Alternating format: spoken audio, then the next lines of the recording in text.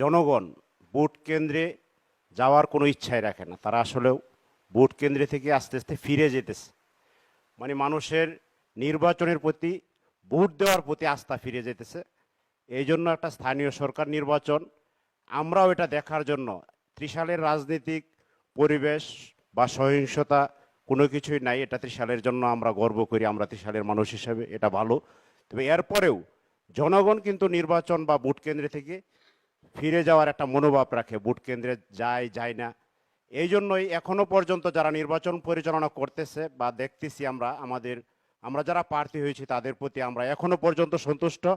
কিন্তু আগামী নির্বাচন পর্যন্ত দেখলে বোঝা যাবে, এবং আমরাও জনগণকে উদ্বুদ্ধ করছি যাতে এই নির্বাচনে এসে তাদের পছন্দের মতো প্রার্থীকে তারা ভোট দিতে পারে এবং নির্বিঘ্নে যাতে ভোট দিতে পারে, সেই জন্য উপজেলা প্রশাসন যারাই রয়েছে, নির্বাচনী কর্মকর্তা, সকলের কাছে দৃষ্টি রাখবো যাতে জনগণ ভোট কেন্দ্রে এসে তাদের নিজের ইচ্ছায়, স্বইচ্ছায় বা তাদের ভোটটা প্রদান করতে পারে, সেটার ব্যবস্থা যাতে আপনাদের মাধ্যমে এই উপজেলা প্রশাসন যাতে তৈরি করে দেয়, সেটা আপনাদের মাধ্যমে জানিয়ে দিলাম।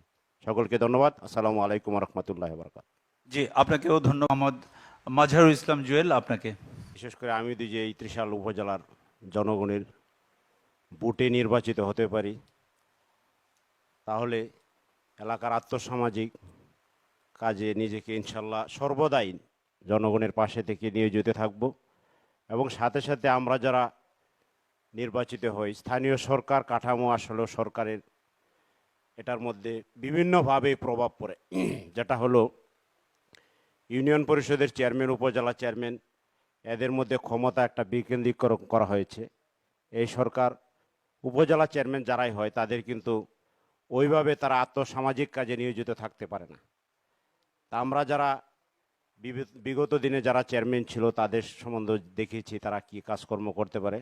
তো যাই হোক, আমরা চাইব যাতে আগামীতে এই উপজেলা পরিষদের যেই চেয়ারম্যান হোক বা সকল উপজেলায় যারাই চেয়ারম্যান নির্বাচিত হোক, এই সরকারের ক্ষমতাটা যেটা আগে থেকেই ছিল, উপজেলা চেয়ারম্যানের যে ক্ষমতা পুরাটাই যদি থাকে স্থানীয় সরকারের কাঠামোতে, তাহলে একটা চেয়ারম্যানের ওই এলাকায় পর্যন্ত কিভাবে এই জিনিসটাকে সমন্বয় করা যায় আরো ভালোভাবে, এই বিষয়গুলো নিয়ে আপনি সংক্ষেপে বলেন। চাঁদা যেটা বলা হয়েছে, চাঁদাবাজি বা ওই যে শ্রমিকদের কাছ থেকে টাকা নেওয়া, আসলেও আমরা যারা এই ত্রিশালে বসবাস করি, এই ত্রিশালে বিভিন্ন পয়েন্টেই এগুলা হচ্ছে।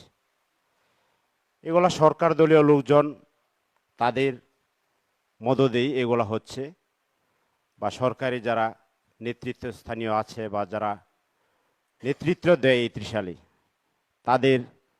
তারা যদি সঠিকভাবে এটা নিয়ন্ত্রণ করে তাহলে সম্ভব। এরপরেও আমাকে যদি উপজেলা চেয়ারম্যান নির্বাচিত করে এই ত্রিশালের জনগণ, আমি সেটা ইনশাল্লাহ এই চাঁদাবাজ যাতে কীভাবে বন্ধ হয় সেটা দূর করার জন্য ইনশাল্লাহ চেষ্টা করব। আর সাথে সাথে আরেকজন আমাদের ভাই প্রশ্ন করেছে, গ্রামীণ অবকাঠামোতে বিভিন্ন রাস্তাঘাটের যে উন্নয়নের কথা বলা হচ্ছে, যে হ্যাঁ, এটা আমরা যারা চেয়ারম্যান নির্বাচিত বিগত দিনে যারা হয়েছিল তাদের মাধ্যমে যে কাজগুলো হয়েছে, আমরা যারা এখানে আছি চারজন উপস্থিত, আমরা যেই নির্বাচিত হই বা আমি যদি ব্যক্তিগতভাবে নির্বাচিত হতে পারি, তাহলে গ্রামীণ অবকাঠামোর যে সকল রাস্তা আমাদের ত্রিশাল উপজেলায় আমরা যারা এখনও ঘোরাফেরা করছি, অনেক রাস্তাঘাটের অবস্থা খুব নাজুক, চলাচল করা জনগণের খুবই কষ্টকর। এগুলা যেভাবেই হোক স্থানীয় সরকার মন্ত্রণালয়ের মাধ্যমে ইনশাল্লাহ সলভ করার চেষ্টা করব এবং সমাধান করার চেষ্টা করব। জি, আপনাকে ধন্যবাদ। জাহিদুল ইসলাম জুয়েল। আমি যদি চেয়ারম্যান নির্বাচিত হই, তাহলে আমি যে প্রশ্ন